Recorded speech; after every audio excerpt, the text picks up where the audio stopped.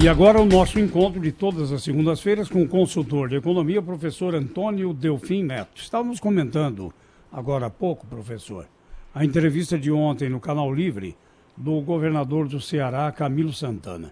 Ele mesmo disse que às vezes é mal visto dentro do partido, mas precisa pensar no povo. Então ele falou da reforma da Previdência e agora enfatiza a reforma tributária. Já é um passo importante à frente, uma vez que havia uma radicalização dos governadores do Nordeste em relação ao governo Bolsonaro, né? Sem dúvida. Na verdade, o governador do Ceará, o Camilo, é uma grande expectativa, porque ele tem demonstrado posições extremamente racionais. O Estado está numa situação muito privilegiada em tudo, sob todos os aspectos. Ele tem demonstrado uma enorme competência, continuado, na verdade, os programas excelentes de educação que existem e de restrição fiscal que o Estado tem acompanhado. De forma que eu acho que ele é uma grande esperança na esquerda. É uma esquerda mais inteligente, menos dominada pela ideologia e constrangida pela aritmética. Professor, bom dia, Thaís falando. Bom dia, aqui, Thaís, tudo tá bem? bem? Tô ótima. Professor, eu sempre aproveito as nossas conversas na segunda-feira para falar sobre o que apareceu no relatório Focus do Banco Central, que traz essa pesquisa semanal para calibrar as expectativas dos analistas, enfim, economistas de consultorias e bancos. E havia uma expectativa de que eles fossem fazer um ajuste tanto na previsão para a taxa Selic para o ano que vem, quanto para o crescimento da economia, porque, especialmente na semana passada, cresceu bastante, aumentou o número de vozes dizendo que a economia no ano que vem vai surpreender, e esse ano. Houve um pequenino reajuste para o PIB desse ano, de 0,91 para 0,92, mas o do ano que vem, por 7 semanas seguidas, segue em 2%. O senhor está acompanhando essa recém-euforia aí com a atividade econômica? O senhor acha que existe mesmo essa aceleração da recuperação, professor? Thaís, eu acho que é possível, sim. Eu acredito que quando você comparar o último trimestre de 2019 com o de 2018, a economia já vai estar rodando aí em 1,4, 1,5%. Quer dizer que essa estimativa de 2% não é uma coisa fora de propósito. Ela já embute este entusiasmo recente. E o negócio da inflação, Thaís, eu acho que está correto. Você, na verdade, continua com um nível muito grande de baixa utilização dos recursos nacionais, particularmente a mão de obra. Não há nenhuma razão para imaginar que vai haver alguma pressão nesse sentido, de forma que eu acho que a inflação está consolidada, mesmo com a recuperação, que vai ser lenta. Eu acho que ainda assim, essa é uma coisa conquistada. Eu acho que a inflação realmente, hoje as expectativas de inflação estão muito bem ancoradas, o que significa que a nossa taxa de juros real vai ser mais o risco Brasil, vai ser muito parecido com a taxa de juros real interna, o que significa que nós vamos poder continuar com essa coisa fantástica, que é a taxa de câmbio flutuante. Professor, muito bom dia, Cláudio. Bom dia, Cláudio. Você está bem? Tudo bem, professor. A gente estava conversando aqui agora há pouco sobre a confirmação do presidente que se estuda uma proposta que acaba com a estabilidade do emprego para novos servidores públicos, né? O senhor não acha que o Brasil poderia aproveitar essa oportunidade para rediscutir o Instituto da Estabilidade em todo o serviço público, inclusive para aqueles que estão já no desempenho das suas funções? O que é que o senhor acha disso?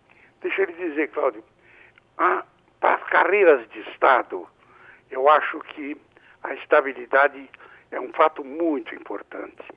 Também é preciso um pouco de controle, é preciso, na verdade, avaliações mais adequadas, Você sabe que nós temos um processo de avaliação, mas ninguém tira menos do que 9,9, sendo 10 o teto.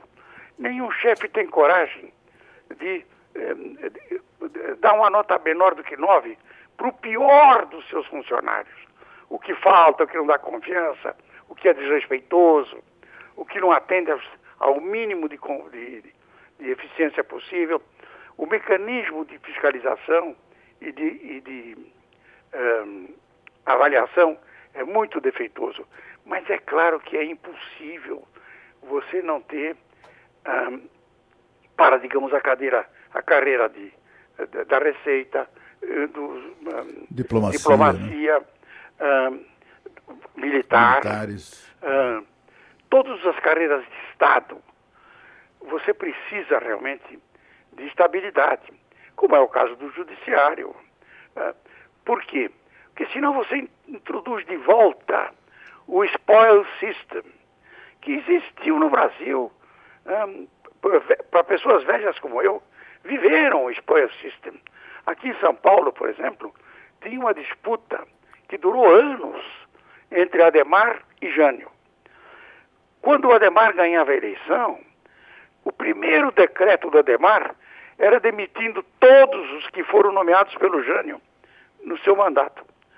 Quando o Jânio ganhava a eleição, fazia a mesma coisa com os ademaristas.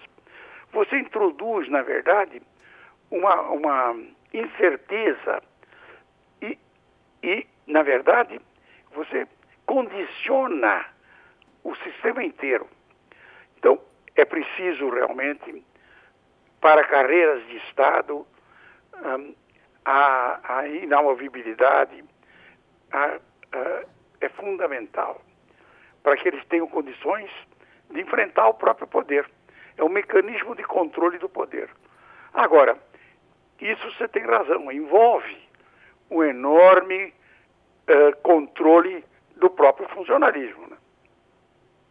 Professor Delfim, é o Pedro Campos. O ministro Paulo Guedes falou no fim de semana aí sobre esse pacotão de reformas aí que vai ser encaminhado, né, a partir dessa semana já para o Congresso. Queria saber, um ponto me chamou a atenção ali, professor Delfim, o senhor conhece bem a economia e a política. O ministro Paulo Guedes falou que já conversou previamente com o presidente da Câmara, com o presidente do Senado, obviamente com o presidente da República, quer também chamar o presidente do Supremo, o presidente do Tribunal de Contas da União para essa conversa, para que possa ser criado um conselho aí, que todos fiquem sabendo sobre as atitudes do governo previamente. O que o senhor acha dessa Eu acho uma ideia interessante. Quanto mais... Mas vai funcionar?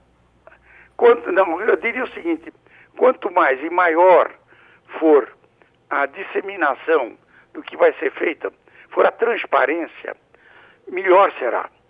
Eu acho que ele sabe, o Cláudio mesmo levantou uma questão aí, que é da estabilidade do funcionalismo, que vai ser uma guerra para valer.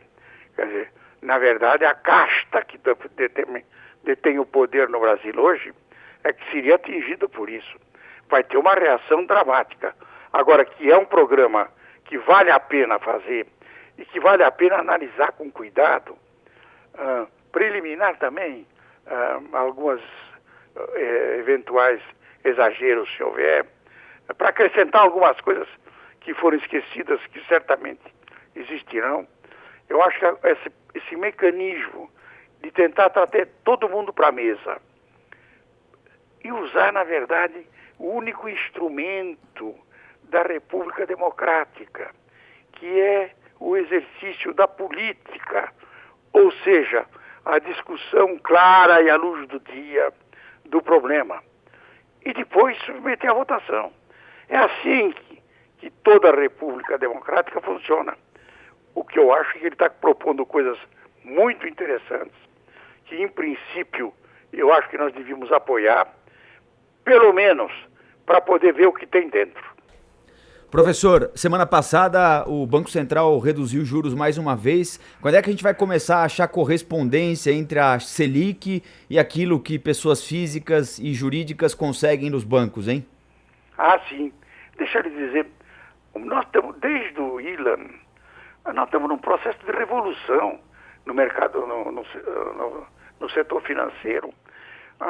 O Banco Central está preparando, e agora, com a continuação do Roberto Campos Neto, do programa do William, e até melhorado e aperfeiçoado, você vai caminhar para um sistema financeiro muito mais competitivo do que você teve até hoje.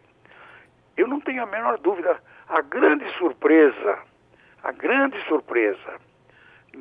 que nós vamos ter em 2020 e 2021 é o estabelecimento de uma competição feroz no sistema financeiro em benefício do próprio sistema financeiro. O sistema financeiro existe para ligar o presente com o futuro. Na verdade, ele é um instrumento fundamental para o desenvolvimento econômico. O nosso sistema econômico financeiro virou um parasita. Na verdade, ele parasita as empresas. Hoje, a taxa de retorno da maioria das empresas está abaixo da taxa de juros. Ou melhor, exatamente, está abaixo da taxa de juros. Ou seja, você é um sistema muito ineficiente. Há uma consciência hoje clara, e essa consciência está sendo criada pelo Banco Central desde o governo Temer, de que nós precisamos realmente impor uma competição muito mais forte ao setor financeiro. Professor Delfim, minha última questão. O governador do Ceará, Camilo Santana, ontem falou da desigualdade social. Agora, como reduzir essa desigualdade se aqueles que são mais iguais não abrem mão de nada? Zé, você chegou no ponto já. É aquilo que eu digo. Tem uma casta que se apropriou do poder. Essa casta está instalada no poder.